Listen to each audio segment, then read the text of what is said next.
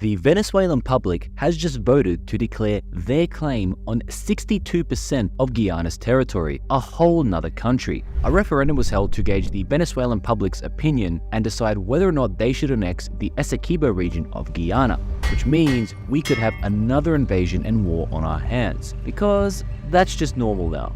But why is Venezuela doing this? Can Venezuela do this? And what does it mean for the globe and, most importantly, the people of Guyana? This is Marco, you're watching How Countries Work, and today we'll be breaking down exactly what's happening in Guyana. First of all, what and where is Essequibo? In the heart of the South American continent, where the Essequibo River winds its way through Guyana's sprawling landscapes, a tale of geopolitical upheaval and economic transformation is unfolding. Essequibo is a region located west of the Essequibo River in Guyana, South America. The region is vast, covering approximately 160,000 square kilometers, and it constitutes about 62% of Guyana's total territory, and its population of 125,000 is 1/5 of Guyana's total. The catalyst of these war events lies beneath the ocean's depths, over a resource that can alter the fate of nations, oil. The current issue begins in May 2015, when oil behemoth ExxonMobil discovered more than 295 feet of high-quality oil-bearing sandstone reservoirs. This marked the genesis of Guyana's oil narrative. But it didn't stop there. In January 2017, ExxonMobil uncovered a further 95 feet of high-quality reservoirs. This was followed in March 2017 with another 82-foot bounty of oil-bearing sandstone. And more reservoirs are being discovered all the time. With all these discoveries, Guyana has proven reserves of more than 11 billion barrels of oil and gas in the Starboard Block. This puts Guyana in the top 20 countries in terms of oil potential, more or less equating to other countries like Brazil, Norway, and Algeria. Guyana is expected to produce 600,000 barrels of oil per day by the end of this year, and by 2027, the country is expected to produce 1.3 million barrels of oil per day. It's expected that this could add $16 billion to the Guyana government's pockets by the 2030s. This is crazy for a country of just 800,000 people and would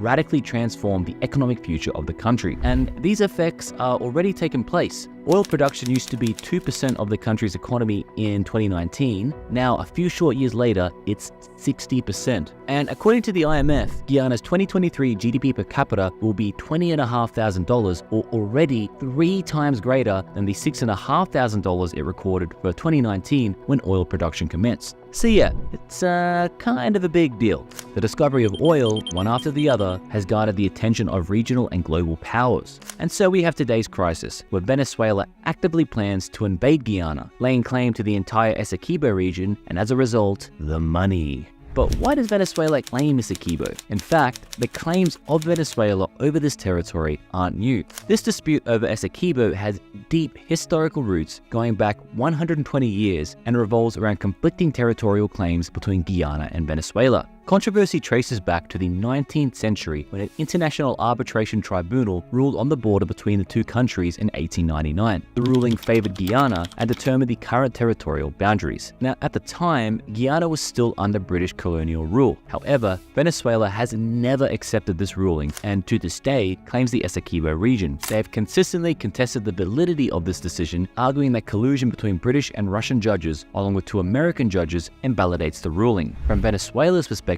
how could the colonizers themselves decide the borders of Venezuela? I mean, they were obviously going to ensure their own gains in the process, right? Now, while there is some substantiation for these collusion claims, the long-standing 1899 decision has not been conclusively invalidated, especially since Guyana gained its independence from the United Kingdom as a dominion in May 1966 and became a republic in February 1970. However, with the establishment of this independent state, the territorial dispute has not subsided, which is why the Geneva Agreement of 1966 was established to address the land boundary issue, emphasizing a negotiated settlement and resorting to legal action only if negotiations failed. And guess what? Negotiations failed. Despite this agreement, tensions have persisted, and in 2018, the United Nations Secretary General referred the matter to the International Court of Justice, or ICJ, after acknowledging that attempts at a negotiated settlement had indeed failed. And the dispute now involves higher stakes when you consider that Essequibo is now known to hold immense strategic importance due to its rich natural resources. Oil, of course,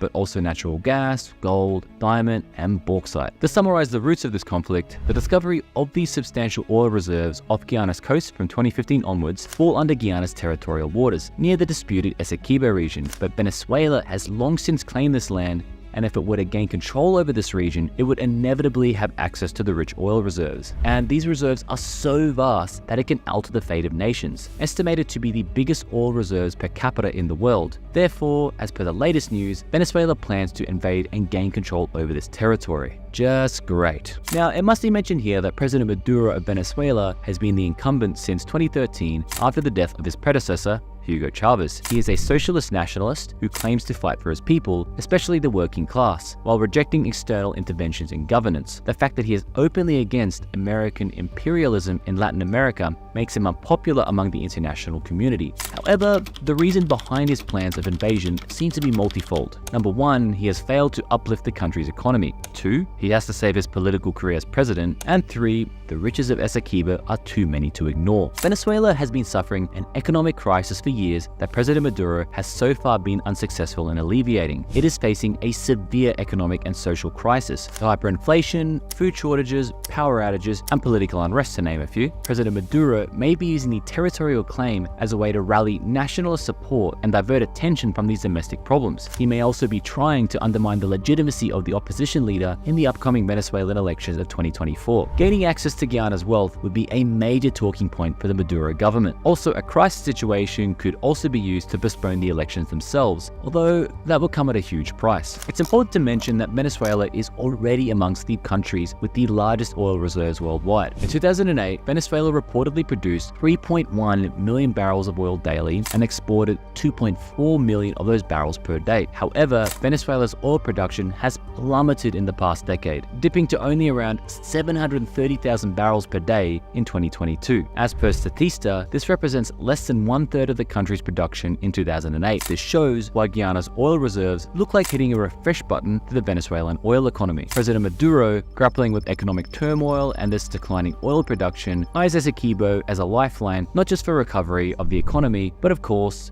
of his time in power. The potential windfall from controlling Guyana's offshore petroleum reserves could offer a significant boost to President Maduro's regime. As geopolitical dynamics shift and regional powers vie for control, the dispute becomes a microcosm of global energy politics. Therefore, to legitimize and politicize the possible invasion of Essequibo by Venezuela, President Maduro came up with this great idea, supposed to hit two birds with one stone. His government decided to hold a referendum to allow the Venezuelan public themselves to decide whether they claim the Essequibo region or not. As mentioned earlier, the International Court of Justice is already involved in the settlement of the dispute. However, Maduro looks to the referendum as a way of regaining popularity and to legitimize the potential invasion. According to one expert, the referendum serves as a rallying point amid economic challenges, offering a diversionary tactic and common cause for both the government and the opposition. This was Maduro's way of not only gaining more popularity, but of saying to the international community that, look, all my people say that Essequibo was ours, and they do not believe that the international court's decision is justified. Also important to note that Venezuela has a far superior military than Guyana. In a hypothetical territorial conflict, Venezuela possesses a substantial military advantage over Guyana. In fact, its active military force is 36 times bigger than Guyana's. While Guyana has around 3,000 military personnel only, Venezuela boasts a much larger force of 123,000 troops. This includes a variety of military assets, such as main battle tanks, reconnaissance vehicles, infantry fighting vehicles, armored personnel carriers, and heavy rocket artillery systems, providing Venezuela with a significant edge in terms of military potential. On the other hand, according to the defense blog, Guyana has 3,400 active military personnel, including 3,000 from the Army, 200 from the Navy, and 200 from the Air Force. Notably absent are heavy weaponry systems, comprehensive air defense systems, and military aviation. So yeah, there's a big gap. This overwhelming difference means there really wouldn't be much of a struggle for Venezuela in case of a conflict. Therefore, the International Court of Justice and international community are involved in maintaining order. It's worth noting that almost no other government or international institution agrees with Venezuela here. In the midst of this geopolitical quagmire, the International Court of Justice issued a warning to Venezuela, urging a halt to any actions altering Guyana's control over Essequibo. The court's ruling, though not explicitly barring Venezuela's referendum, underscored the need to maintain the status quo until a final decision is reached. The final decision, however, seems far away, when in reality, the existential threat to Guyana is happening now. The United Nations intervention reflects the global community's concern over the potential ramifications of the dispute. Essequibo's strategic location, coupled with its new economic significance, pose a threat to regional stability. The specter of military aggression looms large, with Venezuela's referendum becoming a potential trigger for conflict. Other countries are also stepping into the tensions. For instance, Brazil has strengthened its own troop presence near the border with Venezuela, saying it is concerned by the climate of tension. Similarly, the United States is stepping into the fray and is being advised to send its troops down to Guyana to save it from an illegal Venezuelan encroachment. The US Ambassador to Guyana, Nicolas Maduro, recently reiterated Washington's stance on the legitimacy of the border, urging Venezuela to respect Guyana's sovereignty. Assistant US Secretary of State Brian Nichols had previously stated recently that any attempts to violate Guyana's sovereignty would not be tolerated. Washington believes that a potential move by Maduro to destabilize the region would present major challenges. Under former President Donald Trump, the US aimed to oust Maduro in 2019 after an election that was widely criticized as fraudulent. It was also amid the crushing economic crisis that led over 7 million Venezuelans to flee to neighboring countries, including the US. So the entire region has stability concerns as well as the refugee issue front of mind. The current Biden administration has also declared the Venezuelan government to be undemocratic. In July, US State Department spokesman Ned Price affirmed this, stating that our stance on Nicolas Maduro remains unchanged. He lacks the legitimacy to lead Venezuela. In 2019, this approach towards Venezuela's government under Maduro even prompted the US to impose sanctions that banned state-run oil company PDVSA from exporting to its chosen markets. The sanctions also restricted the Venezuelan government's access to US debt and equity markets. Only recently, in October 2023, the US eased these sanctions when it was promised that Venezuela would hold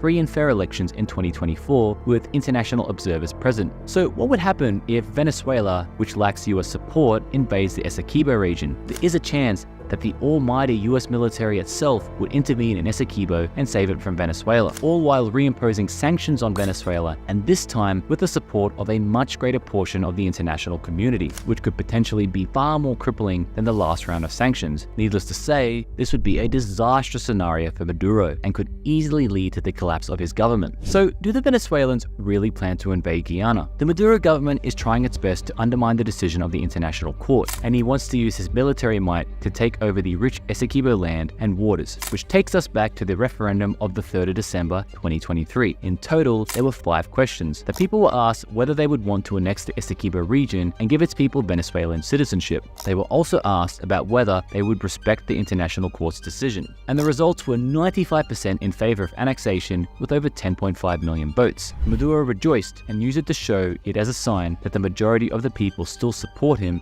and his political moves. But wait! There's a twist. The government did not tell whether the 10.5 million votes are from each question or from all the questions put together, which means the government could have just multiplied the 2 million votes they received with a total of 5 answers and used it to manipulate public opinion. Chances are high that such manipulation took place, since most media representatives have reported that people did not show up. Reporters claim that it was just a normal day in Venezuela's capital, Caracas. Even if the referendum results are altered, the fact that it was even held is being seen as a pretext to a land grab. Consequently, international organizations, global powers, and neighbors of Guyana are fearing a military conflict. The International Court's settlement decision of the dispute still seems years away, and the only thing deterring a Venezuelan invasion of Guyana might be possible US interference, which would also open an ideological war front, where Venezuela might turn US interference into an imperialist narrative and thus legitimize a war further. A crucial question to ask in the end is, why is Venezuela taking the risk of a conflict that would most probably bring back sanctions from the USA and the rest of the international community? Why seek a conflict that could worsen its ongoing economic crisis and put the population under further pressure? It's for this reason that many observers think that this is all for show and that Maduro has no plans to invade the region.